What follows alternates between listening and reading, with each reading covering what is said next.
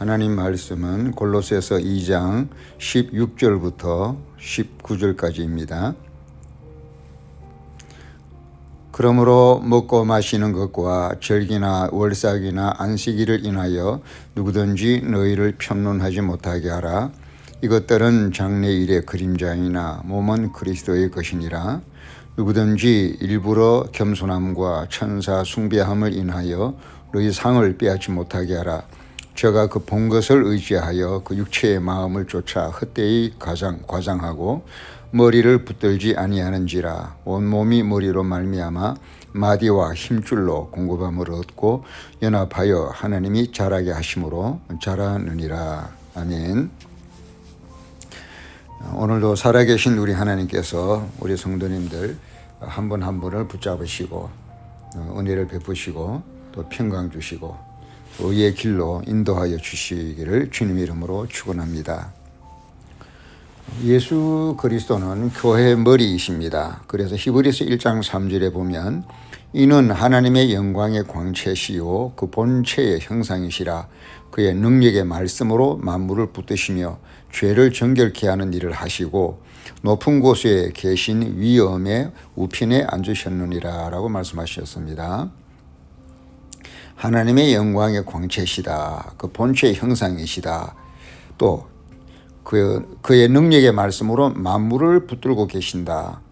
또 죄를 정결케 하시는 일을 하신다. 높은 곳에 계신 위엄의 우편에 앉아 계신다. 또 다른 부분에는 보좌 우편에서 우리를 위해서 기도하시고 중보하시는 그런 주님의 모습을 설명했습니다. 이런 예수님은 우리 성도의 또 교회의 머리가 되시기 때문에 우리는 그 머리에 붙어 있는 몸과 같아서 머리 대신 예수님을 떠나서는 우리는 아무것도 할 수가 없는 것입니다. 그 점은 예수님께서도 요한복음 15장에서 직접 말씀하신 것입니다. 너희가 나를 떠나서는 아무것도 할 수 없느니라. 이렇게 머리이신 예수님과 몸된 교회가 하나로 연결되어 있기 때문에 우리가 올바른 신앙생활과 올바른 교회 생활을 하기 위해서는 두 가지 조건 아래 늘 머물러 있어야 된다고 생각합니다. 첫째는 머리가 되시는 우리 예수님의 권위 아래 늘 머물러 있어야 된다는 것입니다. 머리 대신 주님의 권위 아래 우리가 그 권위로 보호를 받고 인도를 받아야 될 그런 연약한 존재들입니다. 그 권위로서 우리를 지켜주시고 인도해 주셔야만 우리는 존재할 수가 있습니다. 두 번째는 주님과 나 사이의 언약, 관계적인 언약 아래 거해야 될 것입니다. 주님과 나와 상관이 없으면 안 되죠. 주님과 나 사이에 떨어질래야 떨어질 수 없는 특별한 어떤 관계적인 언약이 성립이 되어야 되는 것입니다. 남녀 간에 결혼을 할 때 결혼하기 전에 특별히 프로포즈를 하죠. 굉장히 의미 있는 순간입니다. 남자는 또 여자에게, 여자는 남자에게 결혼을 하고 싶습니다. 결혼하기를 원합니다. 라고 프로포즈하는 거 굉장히 중요하죠. 그것이 성사가 되면 이제 서로 평생 사랑하기로 언약 관계, 약속 관계에 들어가는 것입니다. 마찬가지로 하나님과 나 사이, 예수님과 나 사이에도 이런 영적 프로포즈가 필요하죠. 주님은 나의 머리가 되셔서 그 권위와 또 그 사랑의 언약 관계로 나를 지켜주시고 떠나지 아니하며 영원한 나의 영적 남편이 되어주시고 나 또한 양과 같은 예수님에게 속한 신부가 되어서 그 사랑의 언약 관계를 떠날래야 떠날 수 없는 그런 관계가 또 우리 각 개인이 예수님과 나와의 그런 관계 언약 속에 우리가 살아야 하는 것입니다. 오늘 본문에 말하는 것처럼 천사를 보았다고 해서 천사를 오히려 숭상하게 되는 그런 과정, 배후에서 사탄이 미혹하는 것이죠. 성경에도 보면 왕을 세울 때 역사서를 보면 하나님이 정하신 참된 왕 외에 그 변방에서 이렇게 들고 일어나서 자기 스스로가 왕이 되려고 하는 이런 일들이 자주 빈번하게 일어나는 것을 봅니다. 그리고 그 결과는 반드시 망하고야 마는 그런 결과를 우리가 역사서를 통해서 볼 수가 있습니다. 그런 점에서는 오늘 본문에 골로새서에 기록되어 있는 율법을 빙자하면서 예수의 복음에서 벗어나게 만드는 이런 사이비적인 많은 사건들, 하나님께서는 다윗을 통해서 솔로몬을 왕으로 세우기로 약속하시고 계획하셨으나 그 과정에서 아도니아가 스스로 왕이 되겠다고 나서는 장면, 또 압살롬이 그렇게 스스로 왕이 되겠다고 자칭 왕으로 나서는 장면, 셈나가 민중의 대중의 그 여론을 등에 업고 왕이 되려고 했던 이런 순간들 다 실패했죠. 그건 하나님의 계획이 아니었고 머리 대신 예수님에게서 나온 흐름이 아니었기 때문에 이런 시도들은 다 실패했습니다.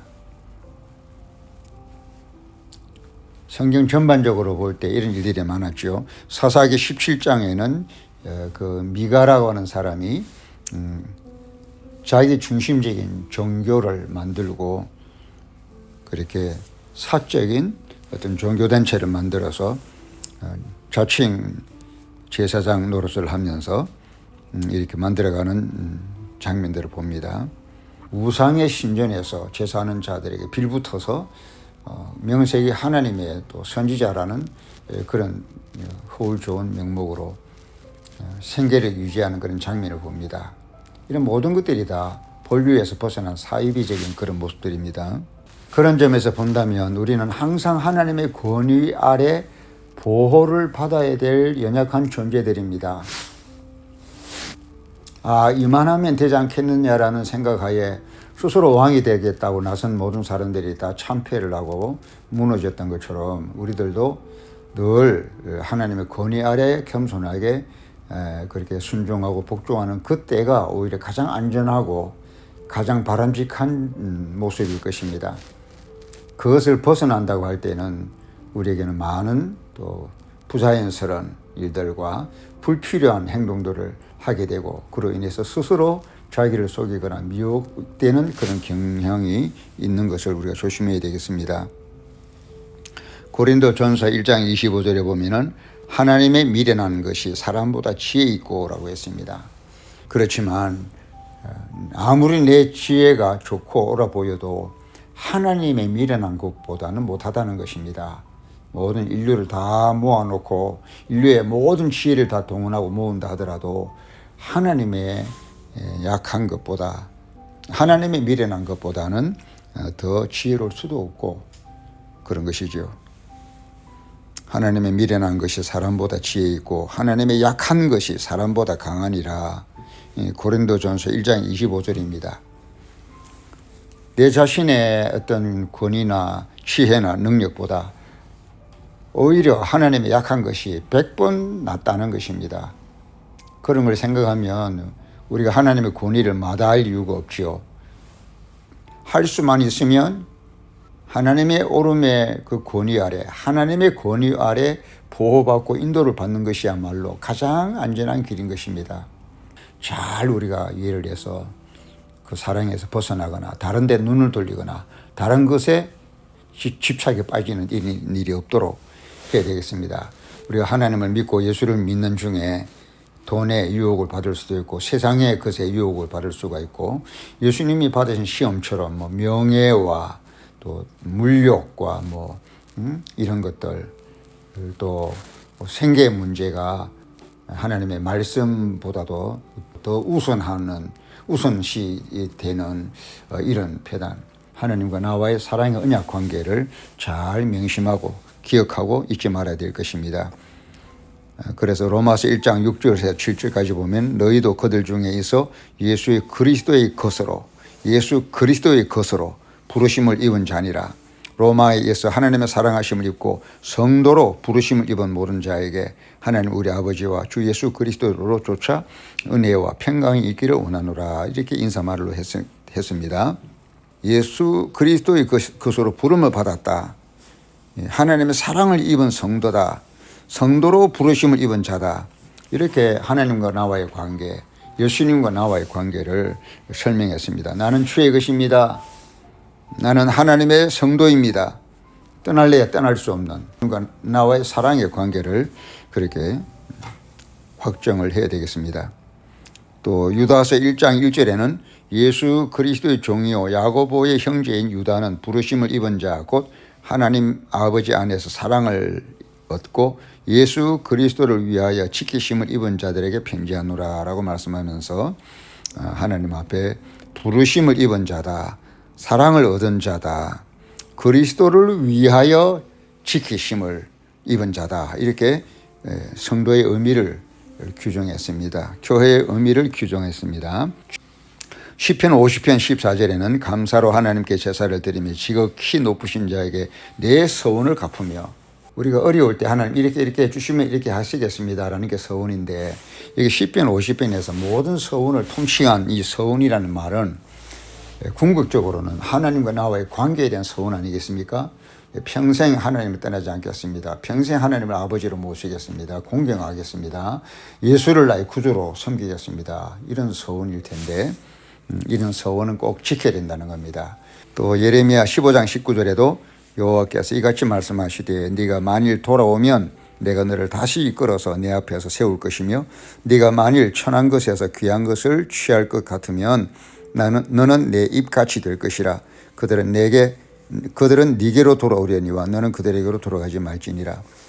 예레미야가 하나님의 예언 사역을 감당할 때 주변 사람들이 하도 괴롭히니까, 심지어는 자기 아버지 집에서도 자기를 구박하고 힘들게 하니까 너무나 괴로워서 하나님 앞에 거의 투정어린 그런 원망으로 내가 뭘 잘못했길래 이렇게 내가 고통을 당해야 합니까 하며 크게 마음이 괴로워했을 때 거의 실족하는 단계까지 간 거죠. 그래서 하나님께서 지금 고민하시기를 네가 마음을 돌이켜 다잡아 먹고 다시 네가 부름을 받은 상태로 돌아온다면 이라는 이제 전제를 두고 하나님께서 설득하시는 모습입니다. 또 명하시는 모습입니다. 다시 한번 읽어드리면 여호와께서 이같이 말씀하시되 네가 만일 돌아오면 내가 너를 다시 이끌어서 내 앞에 세울 것이며 네가 만일 천한 것에서 귀한 것을 취할 것 같으면 너는 내 입같이 될 것이라. 그들은 네게로 돌아오리니와 너는 그들에게로 돌아가지 말지니라. 천한 것에서 귀한 것을 취할 것 같으면이라고 했는데, 천한 것은 뭡니까? 세상과 타협하는 것이고 사역을 포기하는 것이고 그런 것 아니겠습니까?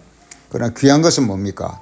하나님을 위해서 하나님과의 사랑의 언약 관계를 지키고 또 선지자로 부름을 받은 그런 사명자로서의 관계 언약을 잘 지키고 고수하는 것이 바로 귀한 것이겠죠. 그래서 천한 것에서 귀한 것을 취할 것 같으면 내가 너를 회복할 것이고 내가 너를 들어 쓸 것이고 그래서 너는 내 입에 말과 같이 될 것이다 라고 이렇게 하나님께서 말씀하신 것입니다.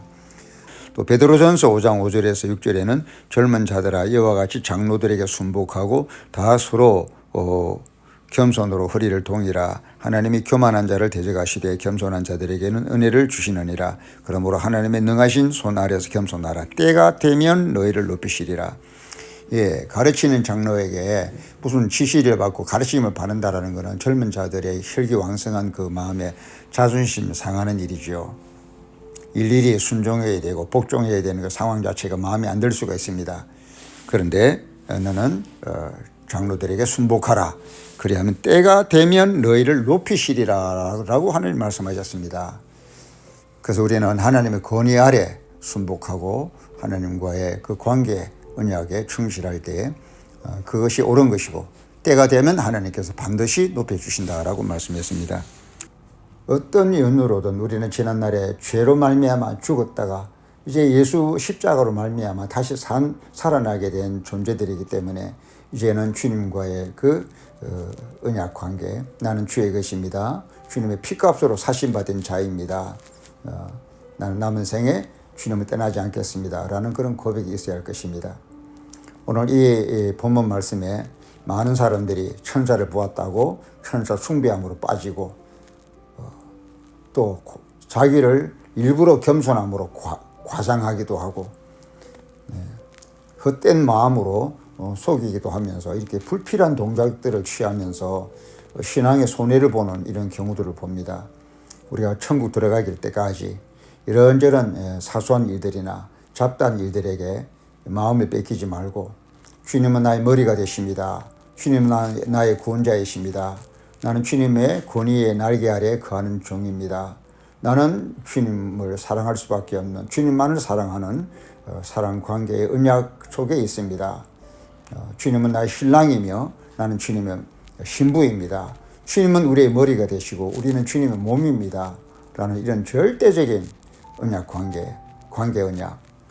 그리고 그래서 우리가 어디로 가서 무엇을 하든지 늘 왕이신 주님, 머리이신 주님의 권위 아래서 묻고 인도함을 받으며 순종하는 것을 당연하게 또 순종하는 생활을 즐거워하면서 또 낮아지고 겸손한 것을 당연하게 여기고 주님을 믿고 의지하는 그런 삶이 되기를 바랍니다. 골로새에서 일어나는 이런 돌발적인 사건들이 당시에만 일어났던 특이한 사태로 끝난 것이 아니라 오늘도 사탄은 똑같은 루트, 똑같은 방식으로 우리를 본질에서 벗어나게 만들려고 하나님과 예수님과 나와의 절대 관계, 또 사랑의 언약 관계를 무너뜨리고 우선순위를 뒤바꾸어서 하나님이 아닌 세상을 더 사랑하고 하나님이 아닌 나를 더 사랑하고 또 하나님이 아닌 다른 물질이나 이런 것들을 더 좋아하고 더 사랑하고 또 생활의 염려와 또 분주함에 매여서 하나님을 잊어버리게 만들고 등 뒤로 우선권을 돌리게 만들고 또 소홀하게 만드는 이런 일들이 비일비재합니다. 우리 하나님 나라에 들어가기까지 이런 요소들을 잘 분별하면서 그때그때마다 잘 대처하셔서 그 시험에 걸려들지 말고 미혹에 걸려들지 말고 일편단심, 죽으면 죽으리다. 항상 변함없는 주님 사랑, 머리 대신 주님께 순종, 또 사랑의 언약 관계 속에서 늘 주님과 함께 동행하는 아름답고 반듯한 아름다운 성도님들이 되시기를 주님의 이름으로 축원합니다. 아멘.